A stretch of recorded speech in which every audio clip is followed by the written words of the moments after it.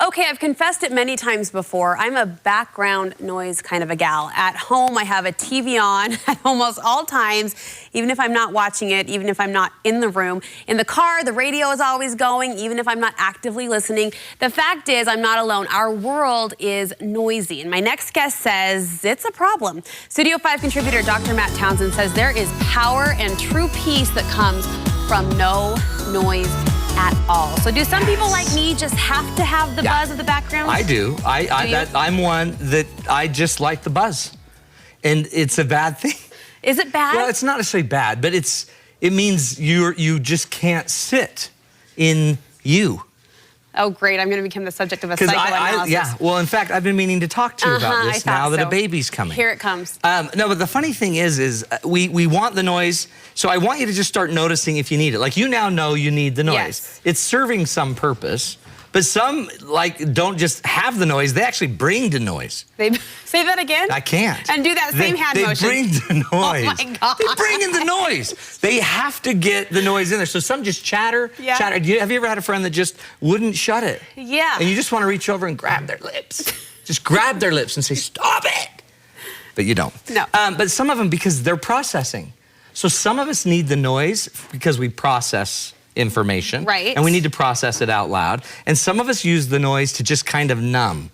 So I would turn on my radio, the TV, wherever I go, I'd turn something on, and it just kind of, I noticed, numbs me. Because I think I work better with noise. You might. My career's in a newsroom and a busy television station. Yeah, you're used to the hum. I'm used to that, You would work great in a beehive. You would be an incredible queen bee. I was hoping you would say that. Because there's the hum. You like the hum of it. And I actually do too, and it kind of gets me going.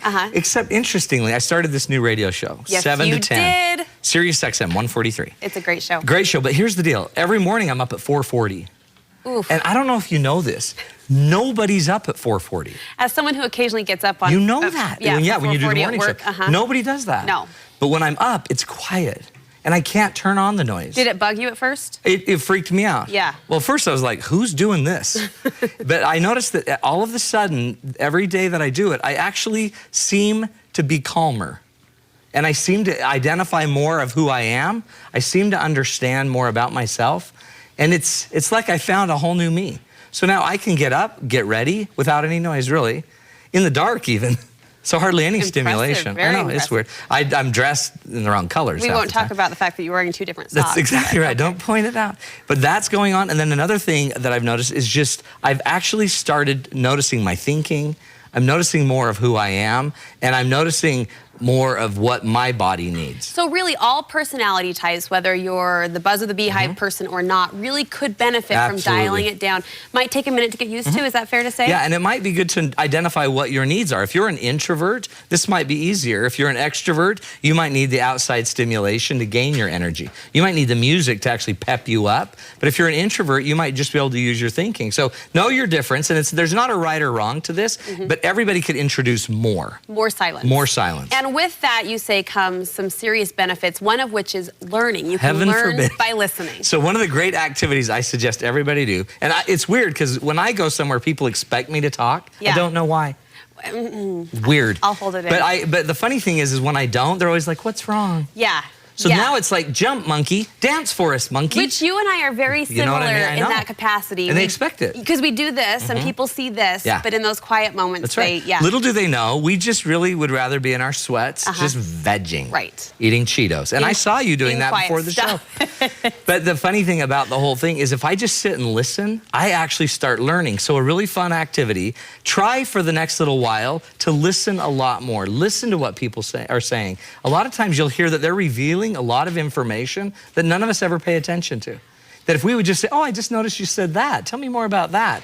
You could actually get more information from people and in a weird way, help them, serve more, care about them more. And as I read over your notes, I was thinking about this, obviously personally applying here a little bit, but I thought for those of us who love the noise and love the tick, when it's not there, we almost feel it in our minds, and so we're anticipating what someone might do next or say next. We're constantly going.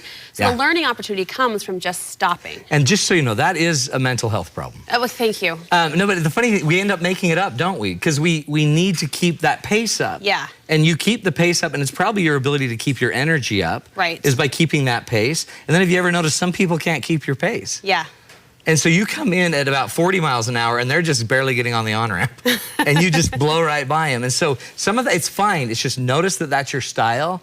And then you'll see people that like are just way too slow for you. Yeah. And so just start bringing it down and then start matching people. Otherwise, they start to actually react to you. And then they might pull away from us. I mean, I have people that I come in there all excited to work on my show or whatever, and I start downloading information, and then you can just see their eyes roll back. They slip into a Mac coma. Done. Yeah. You talk about people in our lives who can't stop the mouth from moving. I feel like I'm doing this a lot I don't know today. where that came from. Sorry. Hands away. You gotta do what you gotta do. But you point out that even if you can't get on the bandwagon that this silence is for you, there is benefit in recognizing there is silence opportunities for other people to learn from. That's exactly right. And your silence isn't always about you at all.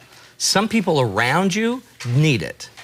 So if you can't do it for yourself. You've been talking to my husband. He called in the middle of Hawaii, by the way. That trip was hard. That was a hard trip. But the key is some people just need you to unwind a little bit and to slow down a bit. And that's a big thing in my family.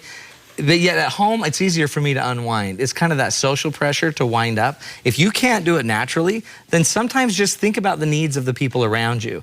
Do they need me to slow down? Do my kids need me to not answer for them? I was going to bring up the kid factor, because if you're a parent who's raising a quieter child or an introvert, so to speak, they might really benefit from your silence. You can blow them out of the water, and you can instead actually so overcompensate for them that you disable them. Like they don't know how to not do things because you've done everything for them because you're already up to speed. Right. You like the noise, you're doing the thing, you're putting the bag together. All this stuff can happen, except there's this powerful thing that happens when you stop. And you're no longer being compelled by all these external things to stimulate yourself, and you start finding the stimulation from inside. So you have to start you have to notice what you're missing. There's stuff we're missing when we're too caught up in the noise. Okay, stuff like our thoughts. What if you started noticing your thinking? The only way to correct your thinking would be noticing it. But some of us are going so fast, we never even notice what we thought, and we don't notice what we feel. We are so into the moment, so into having to get that thing done, we don't even notice why we're doing it or what we're feeling doing it, which is actually the only reason we're doing any of this, is to have the feeling, to create the changes in life. We're not noticing what we're doing. We're not noticing what we're becoming. And we're not even noticing what we're being prompted to do. So in the silence, there's a special moment where we allow our thoughts to influence us differently, feelings, our actions, and then more importantly, what are you being prompted to do? What are you being called by the world to do that if you don't go do, no one's gonna do it? The baby is going to be calling you to do things. Some of it'll be verbal, and some of it'll just be prompted, intuitive mother things that you just know you need to do. But if we don't ever have silence to look at that, to evaluate that, you could raise a baby in noise, but never deliver what you might have to deliver. I love it. It's cool, isn't it? I want to have a moment of silence just to soak this in. Very good. Very good. Thank you so much. Thanks. Your Life Changer program taps into this idea of power and peace. This is where you take about 5 minutes a day. We just teach you a new principle. Then you just ask yourself some questions. Where have I lived this? Do I believe this to be a true principle? How have I seen people in my life live it? What's the most important way I can live it today? And then you let your conscience be your guide. It generates a principle in you. And boom, you now have something to go do today. 5 minutes a day. 5 minutes a day. You're a good man, Matt Townsend. You make us better too. Thank you so much. Can we shift gears?